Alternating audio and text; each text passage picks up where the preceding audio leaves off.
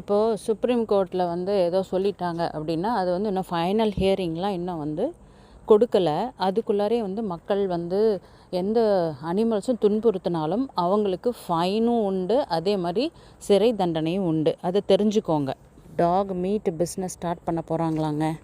அதுக்காக தான் இன்டைரக்டாக இந்த மாதிரி நாங்கள் வந்து நாய்களை ஒழிக்கிறோம் அப்படின்னு நம்மளுக்கு கண்ணுக்கே தெரியாமல் இந்த நாய்களை கொண்டு போய் எங்கேயாவது பதுக்கி வச்சு அதே மாதிரி எக்ஸ்போர்ட் பண்ணுறதுக்கும் சரி நம்ம நாட்டுக்கும் சரி இந்த நாய்களை மீட்டாக பயன்படுத்த போகிறாங்க. இனி நம்ம சாப்பிட்றது, அதாவது எஸ்பெஷலி வெளியே நம்ம போய் சாப்பாடு சாப்பிட்டோம் ஹோட்டல் அப்படின்னா, நீங்கள் வந்து கோழிக்கறி சாப்பிட்றீங்களா ஆட்டுக்கறி சாப்பிட்றீங்களோ இல்லையோ கண்டிப்பாக நாய்க்கறி சாப்பிடுவீங்க. அதனால் இந்த ஒரு ஆர்டர் சுப்ரீம் கோர்ட் கொடுத்துருக்காங்கல்ல, அதுக்கு நீங்கள் துணை போகாதீங்க. கவர்மெண்ட் ஊழல் பண்ணாமல் ஏபிசி கரெக்டான டைமில் பண்ணியிருந்தா இந்த மாதிரி எந்த பிரச்சனையுமே வந்திருக்காது. கவர்மெண்ட் கொடுத்த பணத்தெல்லாம் பாக்கெட்டில் போட்டது யார்? இப்போது அவங்க பண்ண தப்பை மறைக்கிறதுக்கு இப்போது இந்த அனாதை நாய்கள் மேலே பழியை போடுறாங்க. அப்போ கடிக்குதே அதுக்குள்ளே நீங்கள் சப்போர்ட் பண்ணுறீங்களா? நான் சத்தியமாக சப்போர்ட் பண்ணலை. இப்போது கடிக்கிற எந்த அனிமல்ஸோ அவங்களுக்கு மட்டும் எடுத்துகிட்டு போய் ட்ரீட்மெண்ட்டு தான் கொடுக்கணும். நம்ம ஏபிசி ஆப்ரேஷன்லாம் வந்து கவர்மெண்ட்டு ப்ராப்பராக வந்து எந்த ஊழலும் இல்லாமல் கரெக்டாக பார்த்து பண்ணால் இந்த தெருநாய்களுக்கு அந்த வெறி பிடிக்கிறதுலாம் ஏன் பிடிக்குது? எதுக்காக அது மாதிரிலாம் கடிக்க போகுது சொல்லுங்கள்? ஃபஸ்ட் டாஸ்மாக் கடையை மூடுங்க. பெண்கள் கற்பழிப்பு நடந்துக்கிட்டே இருக்குது டெய்லி, அதை ஸ்டாப் பண்ணுங்கள். சின்ன சின்ன குழந்தைகள் நாய்களை கூட விட்டு வைக்காமல் கற்பழிச்சிட்ருக்காங்க, அவங்களுக்கெல்லாம் பனிஷ்மெண்ட் கொடுங்க. ஊரில் இருக்கிற எல்லா குப்பையெல்லாம் அகற்றணும்.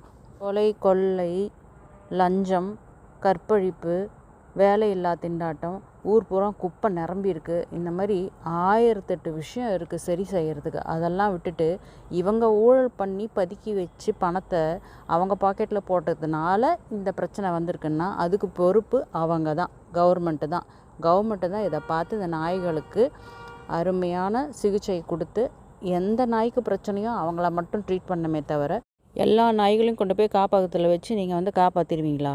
200 கோடி இருந்தால் மட்டுமே இந்த பிரச்சனையை சரி பண்ணிட முடியும். ஆனால் இவங்க சொல்கிற இந்த ஷெல்டர் மூலயமா கொண்டு போய் செய்யணும் அப்படின்னு பார்த்தா 17,000 கோடி செலவாகும். அதாவது பில்டிங் கட்டி இவங்களை கொண்டு போய் அந்த இடத்துல சேர்த்துறதுக்கே 1 கோடி நாய்கள் இருக்குது இந்தியாவில். இனிஷியேஷனுக்கு மட்டுமே 17,000 கோடி. அதுக்கப்புறம் அவங்களோட பராமரிப்புக்கு இன்னும் எத்தனை கோடி ஆகும் நீங்களே கணக்கு போட்டுக்கோங்க. இத்தனை கோடி ரூபாயை மக்கள் மேலே, அனாதையாக இருக்கிறவங்க இருக்காங்க, ஓல்டேஜ் பீப்புள் இருக்காங்க, சாப்பாடு தண்ணி இல்லாமல் வறுமையாக இருக்கவங்க கிட்ட அவங்க செலவு பண்ணாலே இந்தியா எப்போது வல்லரசு நாடாக இருக்குமே. ஸோ மக்களே உஷாராக இருங்க. இவங்க சொல்லியிருக்கிறது வந்து உங்களுக்கு ஏதோ சாதகமாக இருக்கிற மாதிரி ஏதாவது சொல்லி அவங்களுக்கு என்ன சாதகமாக இருக்குதோ அந்த பணத்தை அவங்க வசூல் பண்ணுறதுக்காக இந்த அரசியல்வாதிகளும் இந்த கவர்மெண்ட்டும் இம்போர்ட் எக்ஸ்போர்ட் பிஸ்னஸ், இந்த மீட் பிஸ்னஸ் பண்ணுறதுக்காக இந்த ஒரு சட்டத்தை கொண்டு வந்திருக்கிறாங்க. இது இன்னும் அமல்படுத்தலை. இன்னும் ஹியரிங் இருக்குது, இன்னும் ஃபைனல் ஜட்ஜ்மெண்ட் இருக்குது. எக்காரணத்தை கொண்டும் நம்ம பிறக்கிறதுக்கு முன்னாடி இருந்து 10,000 வருஷமாக வாழ்ந்துக்கிட்டு இருக்கிற இந்த நாய்களை நம்ம விட்டு கொடுக்கக்கூடாது. அப்படி நீங்கள் செஞ்சீங்க அப்படின்னா உங்களுக்கு நீங்களே ஆப்பு வச்சுக்கிட்டீங்கன்னு அர்த்தம். ஏன்னா ஊழல் பண்ணுறதுக்காக தான் இந்த மாதிரி ஒரு விஷயத்த நடந்துட்டுருக்குறாங்க அப்படிங்கிறத புரிஞ்சுக்கோ. டாக் மீட் சாப்பிட்றதுக்கு ரெடியாக இருக்கிறீங்களா? அப்படி ரெடியாக இருந்தீங்கன்னா இதுக்கு சப்போர்ட் பண்ணுங்கள். நான் உங்ககிட்டலாம் கேட்டுக்கிறது ஒன்று விஷயந்தான். உங்களோட தெருவில் யாராவது இந்த மாதிரி நாய் பிடிக்கிறேன்னு சொல்லி வந்தாங்கன்னா அவங்களுக்கு அலோவ் பண்ணாதீங்க, சப்போர்ட் பண்ணாதீங்க. அவங்களுக்கு எதிர்த்து கேளுங்க, அப்ரூவல் டாக்குமெண்ட்ஸ்லாம் காமிக்க சொல்லுங்கள். ஒரு நாயை கூட அவங்க தூக்கிட்டு போகிறதுக்கு விடாதீங்க. ஆட்டை கடிச்சு மாட்டை கடிச்சு மனுஷனையும் கடிப்பான்ற ஒரு பழமொழி இருக்கிற மாதிரி அடுத்தது மனுஷன் மீட்டும் வரப்போகுது. இதுக்கு சப்போர்ட் பண்ணிங்கன்னா நெக்ஸ்ட் ஸ்டெப்பு அதுதான். So be ready. இதற்கு பின்னாடியும் ஊழல் தான் இருக்குது, வஞ்சகம் இருக்குது. அதை புரிஞ்சு நடந்துக்கோங்க மக்களே.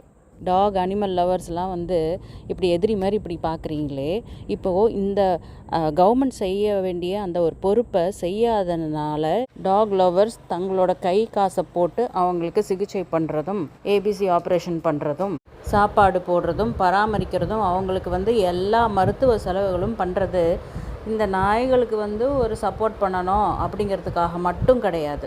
எல்லா ஜீவராசிகள் இன்க்ளூடிங் ஹியூமன் பீயிங்ஸ் அவங்களுக்கும் ஒரு பிரச்சனை நாளைக்கு வந்துடக்கூடாது அப்படிங்கிற ஒரு பொது நலத்தில் தான் இந்த அனிமல் லவ்வர்ஸ் எல்லாருமே இந்த மாதிரி பண்ணிக்கிட்டு இருக்கோம். சமுதாயத்துக்கு ஹெல்ப்பாக இருக்கிற இந்த அனிமல் லவ்வர்ஸு, அனிமல் ஆக்டிவிஸ்ட்டை பார்த்து நீங்கள் என்னென்ன கேள்வி வந்து இப்போ கேட்டுக்கிட்டு இருக்கிறீங்க வலைதளத்தில்?